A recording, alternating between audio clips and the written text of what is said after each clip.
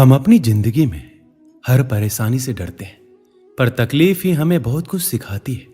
आइए जानते हैं कुछ बातें जो आपके दुख भरी जीवन को बदल सकती है और आपको एक महान इंसान बनने के लिए मजबूत कर देंगे।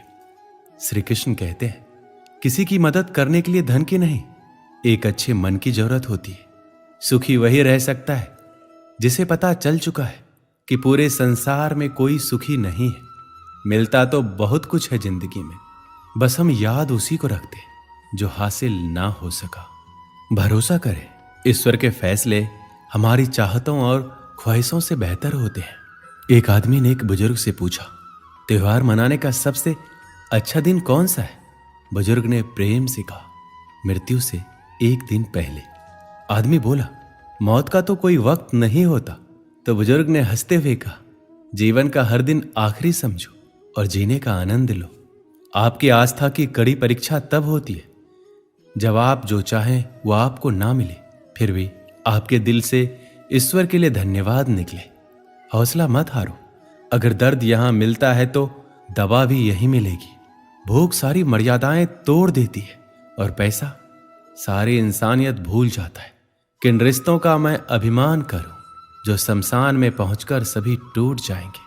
किस धन का मैं अहंकार करूं जो अंत में मेरे प्राणों को ही नहीं बचा पाएगा? किस शरीर में मैं घमंड करूं जो अंत में मेरी आत्मा का बोझ भी उठा नहीं पाएगा? रिश्ते बर्फ के गोले के समान होते हैं। आप बना तो आसानी से सकते हैं, लेकिन बनाए रखना बहुत मुश्किल होता है। इस दुनिया की सबसे महंगी चीज एहसास है, जो दुनिया के हर इंसान के पास नहीं होता है। कितना भी पकड़ लो, फिसलता हर हाल में है। ये वक्त बदलता जरूर है।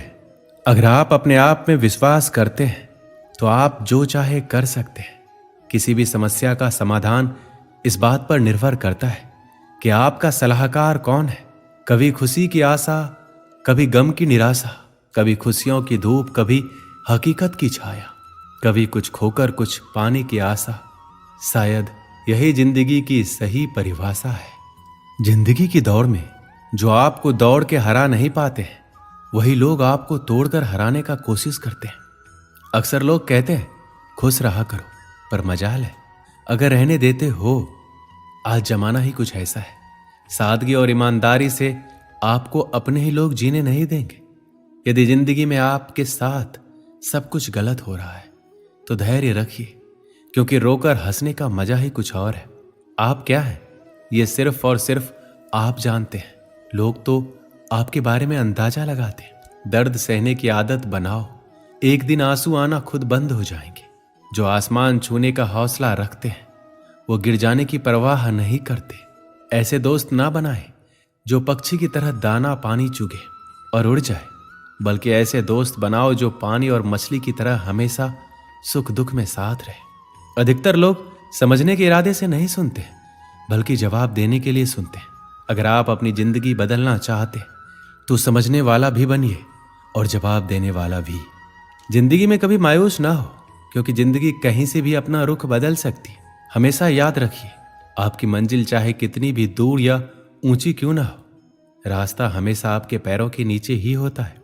जब आपका दोस्त तरक्की करे तो गर्व से कहो वो आपका दोस्त है। जब आपका दोस्त मुसीबत में हो तो गर्व से कहो मैं उसका दोस्त हूं।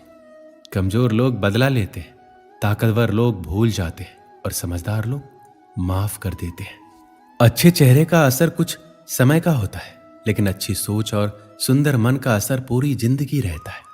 इन 5 बातों को हमेशा याद रखिए। मां के सिवा कोई वफादार नहीं हो सकता। दूसरा, गरीब का कोई दोस्त नहीं हो सकता। तीसरा, इज्जत सिर्फ पैसों का है, इंसान का नहीं। चौथा, आज भी लोग अच्छी सोच को नहीं, अच्छी सूरत को पसंद करते हैं। पांचवा, जिसको आप अपना खास समझते हैं, सिर्फ वही सबसे ज्यादा दुख दर्द देता है। अगर अपनों के पास रहना है तो शांत रहना सीखो। अगर अपनों के दिल में रहना है तो कोई बात दिल पे लेना छोड़ दो। गुरूर कभी ना करना, बस इतना झुक के रहना कि हर दिल आपको आशीर्वाद देने के लिए मजबूर हो जाए। आपको जो मिला है आपके भाग्य से ज्यादा मिला है। अगर आपके पैरों में चप्पल नहीं है तो अफसोस कभी ना करें, क्योंकि आपने कुछ लोग तो ऐसे भी देखे होंगे जिनके पास पाँव ही नहीं है। जिंदगी में मुस्कुराने की वजह मत खोजो, बस हमेशा मुस्कुराते रहो। जिंदगी में इतना संघर्ष जरूर करें कि आपके बच्चे का आत्मविश्वास बढ़ाने के लिए दूसरों का उदाहरण ना देना पड़े। यदि आप गरीब पैदा हुए हैं तो यह आपकी गलती नहीं है, लेकिन अगर आप गरीब रहकर मरते हैं तो यह निश्चित रूप से आपकी ही गलती है। आपको दूसरों की गलतियों से सीखना होगा, क्योंकि सारी गलतियों को खुद करके सीखने के लिए आपके पास इतना बड़ा जीवन नहीं है। पहले खुद पर विश्वास करो, पहले खुद को जीतो, तब यह दुनिया तुम्हारे पैरों के नीचे होगी।